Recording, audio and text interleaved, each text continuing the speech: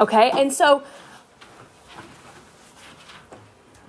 ionic compounds and acid compounds would all be considered empirical formulas because we reduce those compounds down, right? Would you agree? When we build ionic formulas, we do reduce those down, and so that becomes its empirical formula. But a non-reduced chemical formula might look something like this: C2O4, right? This would not be an empirical formula because it is not the most reduced version of that ratio, right? What would the empirical formula of that compound be? CO2, right? I would reduce it down to its most basic ratio. Okay, so this would be considered an empirical formula, right? It is the most reduced version of that ratio of elements. So really the only time in which we need to see a difference between the empirical formula and this non-reduced version, what's called the molecular formula, is in covalent compounds, right? Ionic compounds and acid compounds are always the most reduced version, okay? They're always the most reduced version. So the most reduced is called the empirical formula, and then the non-reduced version is called the molecular formula, and we're really going to get to that tomorrow. We're not going to really talk about that today. So today our goal is to build what's called empirical formulas, all right? We've got kind of a set of steps or a set like of rules that we have to start with. So I'm going to introduce those steps first, and then we'll jump into a practice problem, okay? So these are steps for finding empirical formula.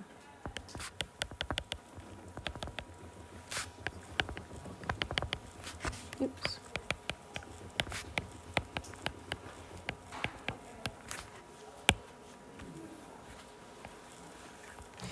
Okay, now the situation in which this would be necessary is if we're given a percent composition of some unknown sample, but we don't know the formula. Okay, so they give us the percent composition, but they don't tell us what the formula is. Okay, and they say what's the ratio of elements to each other, and we have to build the formula. So step one for doing this is that we're going to move our percentages, or I'm going to say convert, but really we're going to convert our percentages to grams. Okay, and that's not really a conversion that we actually truly have to do. We're just going to change the label. Okay, so let me give you an example of that. If our object says it's 36% carbon and 64% oxygen, I would just go through my math here, assuming acting like I'm going to use 100 grams of my sample, and I would just start my math with 36 grams of carbon and 64 grams of oxygen. So I just change percentages into grams so that I can keep doing my math from there. Okay, I'm just going to act like I'm using 100 grams of this unknown sample. Because if I had 100 grams, 36% of that would equal 36 grams, right? And if I had 100 grams, 64% of that would equal 64 grams. So all I'm doing is changing that label from percent to grams, okay? Step number 2, after we've done all of that, we've converted our percentages to grams, we're going to convert all of those to moles. Okay, so that's an actual conversion that we have to do. We're going to convert grams to moles. Okay, just like we know how to do with a regular short T-chart using our molar mass, we're going to convert it to moles. Okay, step 3 is we're going to divide each of those. So we're going to divide all by the smallest number of moles. Okay, and that sounds a little bit arbitrary about what I'm asking you to do there, but we'll see that in an example here pretty soon. Okay, so we're going to divide them by the smallest number of moles. This step right here gives you the ratios of one element to another. Okay, gives us the ratio of elements. So it will tell you if you need twice as many carbons as oxygens or whatever it might be. Okay, but it gives us the ratios. And then our last step is to just build our compound.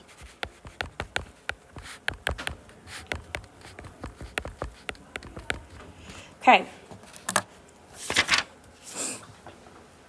So some of the steps, the only step that we could really get rid of here is step number 1. If our starting amounts are already given to us in grams, then we don't need to bother with percents at all, right? But if we're given percents to start, then we have to put them into grams to get going. Okay, so go ahead and get out that note sheet now. I've got several different practice problems, but let's go ahead and just start. I actually want to start with the third one listed on there. Okay, I've got them out of order just a little bit, but I want to start with the third one. So go ahead. In this example, it says 140 grams of an unknown compound contains 2.2 grams hydrogen, 31.08 grams nitrogen, and 106.68 grams oxygen. What's the empirical formula? Now, do I need to bother messing with percent composition? Nope, it's already given to us in grams, so I'm just going to start from there, okay? So I'm going to make a list kind of here of everything I've been given, okay? And I know that my next step, right? I'm skipping step 1, converting percents to grams. I know my next step is going to be to convert grams to moles of every single one of these elements. So when I write them down, 2.24 grams of hydrogen, I'm going to go ahead and just start my T-chart there, okay? And I'm going to do that for all of my elements.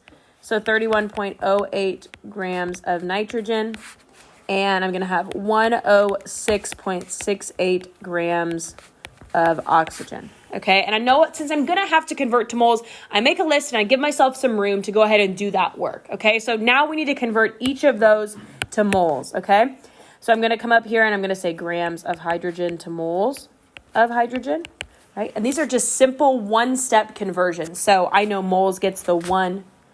And I'm sorry, you will need your periodic table and your calculator out. So if you don't have those out yet, go ahead and grab those so we can calculate these molar mass and mole conversions here. Sure.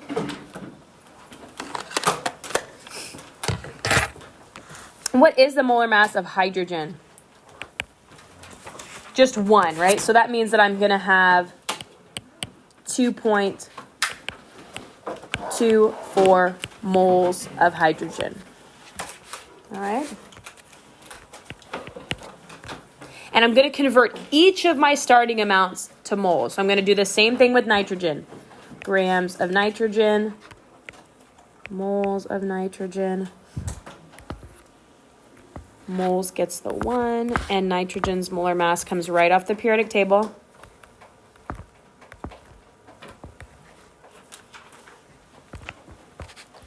So 14, and so I'm going to take that. 2.22 moles of nitrogen, and I'm going to do the same for oxygen.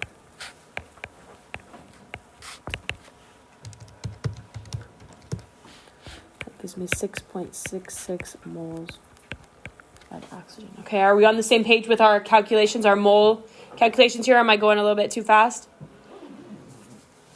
Okay. So I got to eliminate step 1 because I was already given to my amounts in grams. I did step 2, convert them each to moles. What does my next step ask me to do?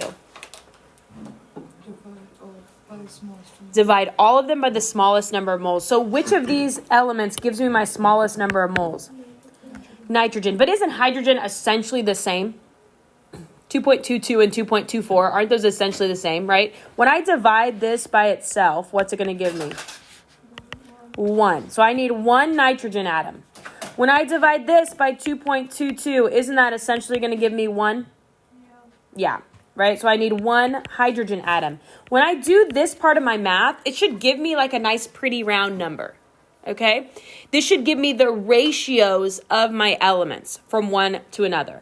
So when I divide it by itself, it gives me 1. When I divide oxygen by 2.22, what's it going to give me?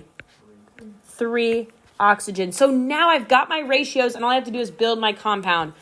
And so I'm going to come and build them in the order it was given to me. 1 hydrogen, 1 nitrogen, 3 oxygen. Right? And there's my chemical formula. Okay? So it's very systematic, right? We're going to use that same process throughout the entire problem, right? And for every problem that we do, we use that same basic process. Get it to moles, divide by the smallest number of moles, then build our formula. Okay? Can anyone name that molecule for me? What? No. What happens when the hydrogen's at the front? It's an acid. Wait. Is it nitrous acid? No, nitric acid, because NO3 is nitrate. Yep, nitric acid. Hydrogen comes at the front there. Okay, and we said all ionic compounds and all acids are already empirical formulas. Okay, so we're good to go here. Questions with that?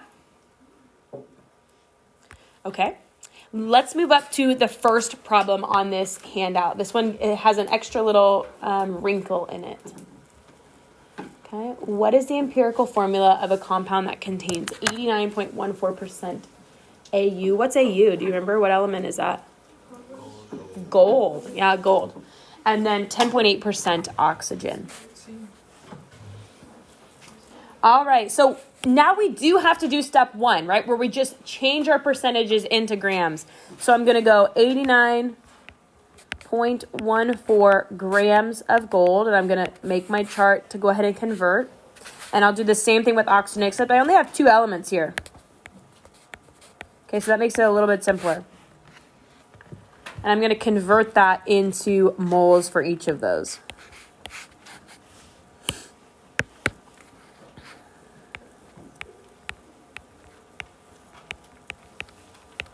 Let's see, gold's molar mass is 197.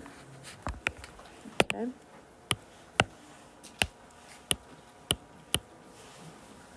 And then, all right, we're going to convert those to moles. Remember, this step is just converting to moles, so it does not need to come out to a nice, pretty round number yet. I want to keep a few decimals here, so I'm going to keep 0.452. Right? I want to keep a few decimals here so that when I try to find my ratios, it's really exact. Okay, so this is 0.452 moles of gold, and 0.675 moles of oxygen. Okay, so I've done step 1 and 2, right? Convert to moles. Am I going too fast or are we hanging in there? Okay, so now what's my next step? Divide by the smallest number of moles. So which is my smaller number of moles? Gold. Okay, so I'm going to take gold divided by itself, which is obviously going to give me 1. So it gives me 1 gold atom that I need. And if I take this divided by 0.452, what do I get? I get 1.49 or 1.5. Okay, so do you think that seems like a problem, right? Can I just round it up? No, so that's the issue. It should come out to a nice whole number, which it does, but I have to make that a whole number because I can't write a chemical formula that looks like this, right? Do any of our chemical formulas ever look like this? AuO 1.5? No, right? That doesn't work. So I have to get this to a whole number, which means I've got to multiply the whole thing by 2 to keep my ratio intact, but to get them to whole numbers. So I can't just round up. I have to multiply it by 2, so it becomes AU2O3. Okay, I multiply the whole thing, so I distribute that 2 throughout the whole thing so that my ratio stays intact, 1.5 oxygens to 1 gold, but I got to use whole number ratios. Okay, does that kind of make sense? So if your answer here comes out to be a 0.5 something, a 1.5 or a 2.5 or whatever it is, we got to multiply that by most likely 2 to get it to be a whole number. And then we do that throughout the whole molecule. It's got to distribute throughout the whole thing.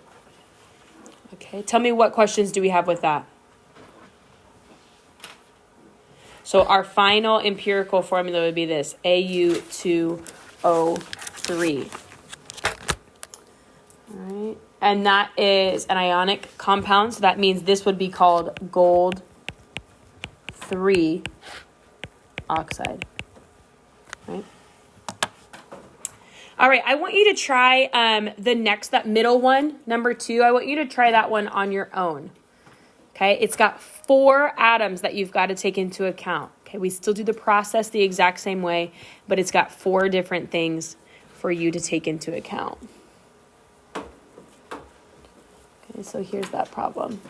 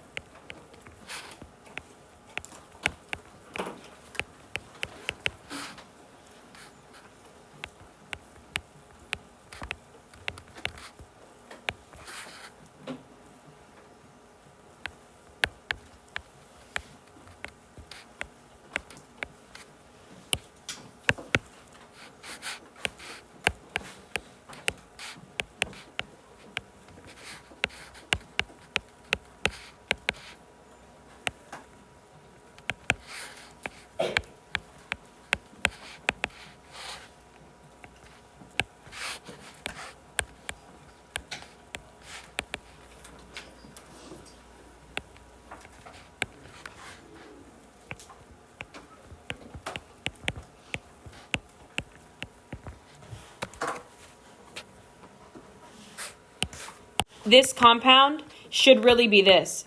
NH4, 2SO4, right? It should be ammonium sulfate. Yeah. So, but you don't have to write it like that. Like I wouldn't expect you to recognize that extra step, right? But that's what the true compound would be. It would be ammonium sulfate. But yeah, that's what it looks like. Okay, tell me, do we have questions with that? I'm sorry. Okay.